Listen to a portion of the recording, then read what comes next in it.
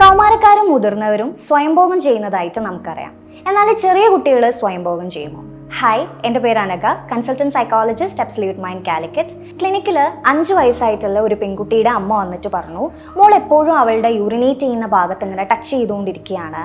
പില്ലോൻ്റെയും ബെഡിൻ്റെയും മുകളിലും ഒക്കെ കയറി കിടന്നിട്ട് അവളുടെ പ്രൈവറ്റ് പാർട്ട് റബ്ബ് ചെയ്തുകൊണ്ടിരിക്കുന്നുണ്ട്. ആ ഒരു സമയത്ത് അവളുടെ ഫേസ് നന്നായിട്ട് മാറുന്നു, ശ്വാസം എടുക്കുന്നതിൻ്റെ വേഗതയിൽ മാറ്റം വരുന്നുണ്ട്, അവൾ വിയർത്ത് കുളിക്കുന്നുണ്ട്.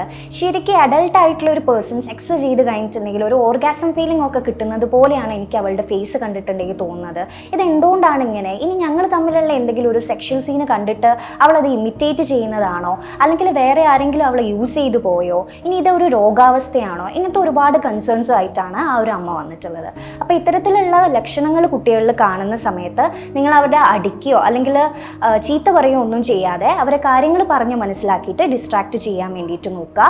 അതിലൊരു മാറ്റവും കാണുന്നില്ല എന്നുണ്ടെങ്കിൽ നിങ്ങൾക്ക് നല്ലൊരു സൈക്കോളജിസ്റ്റുമായിട്ട് സംസാരിച്ച് നിങ്ങളെ സംശയങ്ങൾ മാറ്റാനായി നിങ്ങൾക്ക് നമ്മളുമായിട്ട് ബന്ധപ്പെടാവുന്നതാണ്. അതുവഴി നിങ്ങളുടെ പ്രശ്നങ്ങൾക്ക് പരിഹാരം കാണാനാവട്ടെ.